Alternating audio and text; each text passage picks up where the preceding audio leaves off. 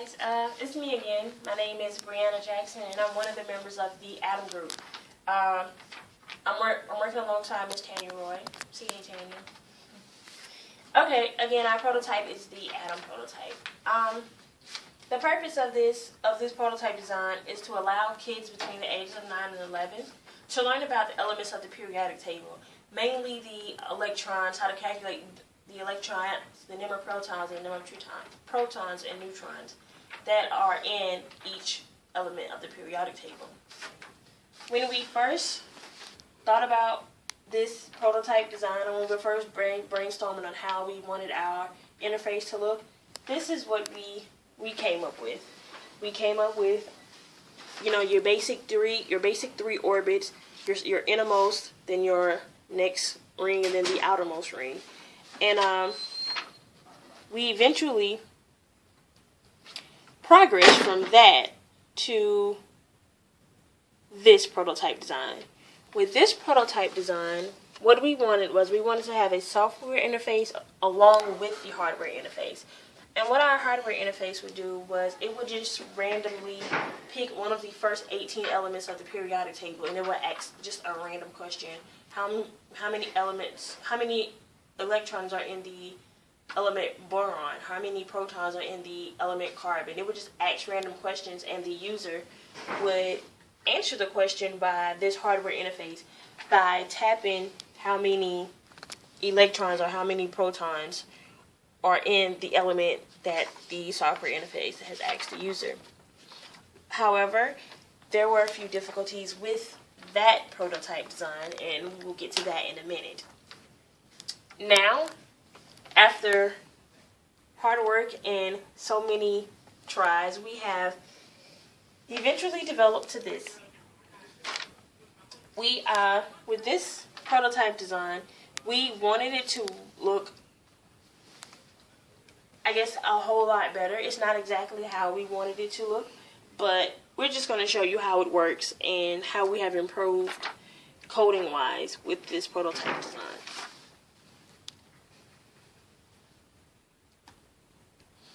So with this prototype design, we found it very difficult to do 18 elements.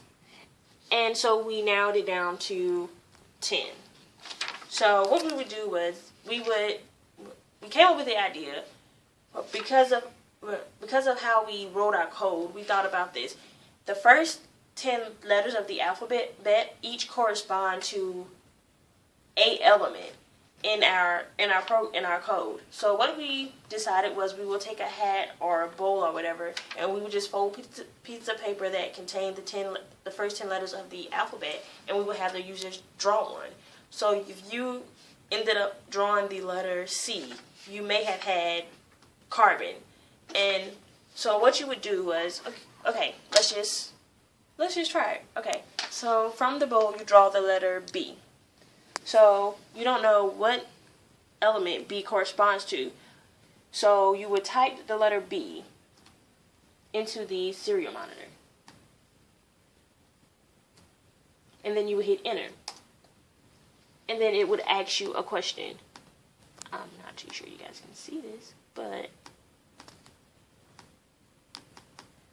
the question is, press the number of buttons and enter the number of electrons in an element. Let's start with the easy one, say helium. So it's asking you the number of electrons for helium. So what you would do is you would come to the hardware interface, the remote control if you must, and you would say, okay, well, how many electrons does the element helium have? And so you'd be like, okay, I know helium has 2 electrons. So you would press 2 buttons to represent 2 electrons. So let's press 2 buttons to correspond with the element helium. So you would press 1 button, and as you can see, well, you maybe can't see it there, but it says no. And our LCD also says no, because helium has 2 electrons and not 1. So if you press the first button and then you press the second button, once the LED lights up, it'll say yes, helium.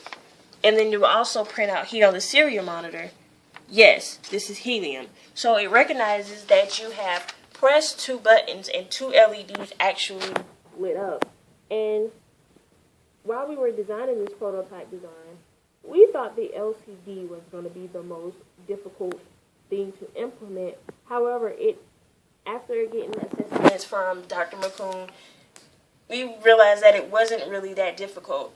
So, and we also gave the users feedback on the serial monitor because we initially wanted the LCDs to blink or light up different colors, but again, as we were designing this prototype, we realized it was very difficult and kind of above our level to do such type of implementation. Again, I'm going to talk to you now about the strengths, weaknesses, and the design alternatives. Again, when we first started out, we started off with the cardboard, the candy, the Play-Doh, but we eventually wanted to develop to this. The greatest invention of all, the Bacon Mat. It's nice. It already has the rings around it, so the only thing we had to do was just stick the buttons and stick the LEDs in and have the breadboards, the Arduino that we are using to implement this prototype design, have it all under here inside of a cardboard, so everything would just be perfect and beautiful. However, the legs on the buttons and the LEDs are too weak and too short to go through this Bacon Mat. As you can see, we cut 3-4 big holes to try to fit the buttons and the LEDs inside of this Bacon Mat. This actually took us about 2 days to cut, seriously, because it's just that thick. So that was an epic fail. So we moved to another design alternative. This involved vanilla folders.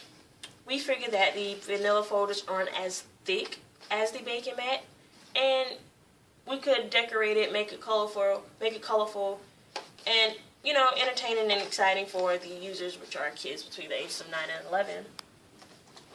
And we would have the wires and everything else, the breadboard, the Arduino, hidden under this mat. That way it won't be shown, displayable, and look all messy. However, again, these items were too thick for the LEDs, for the legs on the LEDs and the buttons, so we were not able to use it.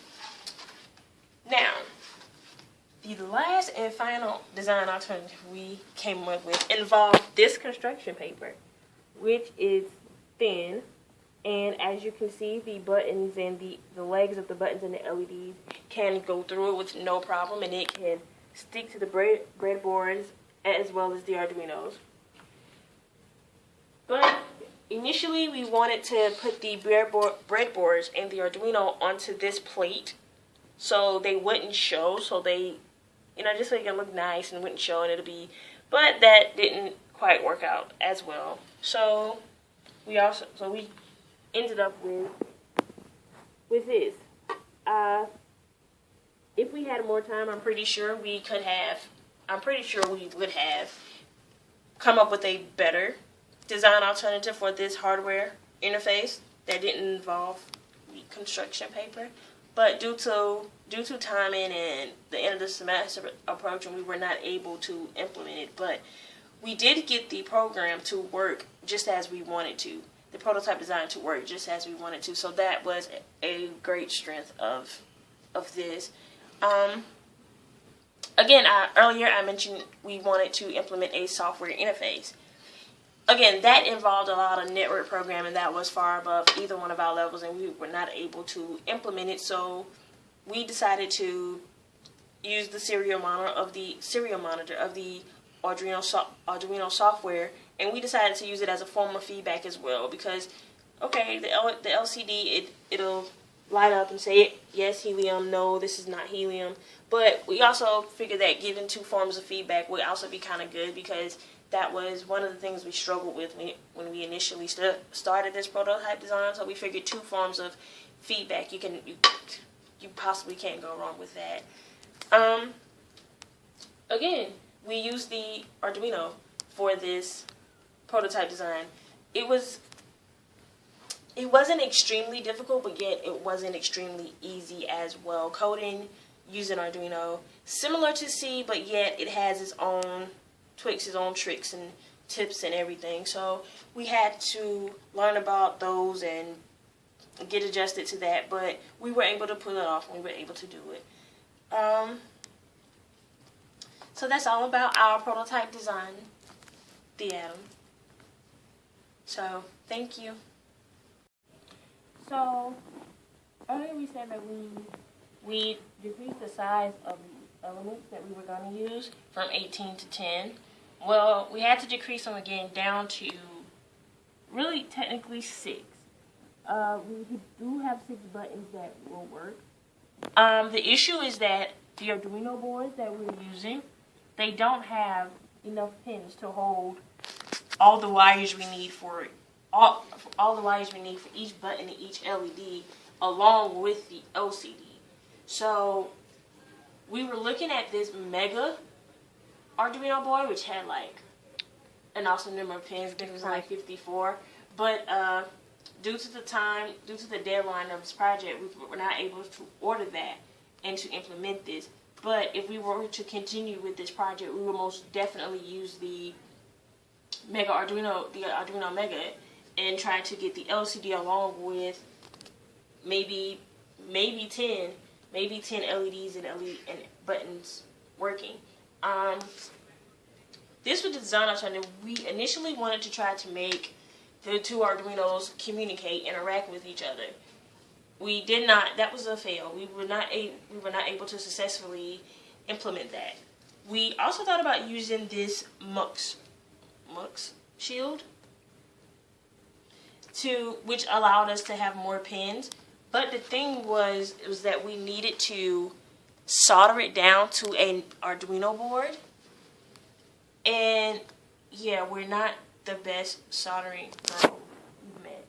So we were not able to use the Mux shield to give us more pins. Also, as you can see, we do not have any protons and neutrons due to the fact that we don't have enough. We just didn't have enough pins to put them, to place them in there. So we weren't able to use them in this prototype design like we wanted to. Again, if we were given more time, we would most definitely have everything implemented. But for the most part, we got the feedback, the LCD working, well, with a few buttons, but it works. We gave 2 forms of feedback. We ultimately got our design to do basically what we wanted it to do. It recognizes each pin. This is the first one. This is the second one. If you hit either one time, for, let's just say, again, helium, is going to tell you, no, this is not helium. It knows that you have to press the first 2 buttons on the first ring for it to be helium. If you were to press these 2, we worked it out, and you would not, it would still again say, no, this is helium, because these are on the second ring. So we ultimately did get that to work and did get to implement that the way we wanted to. So we hope you guys have had as much of a learning experience and as much fun as we did with this prototype design. Thank you. Bye.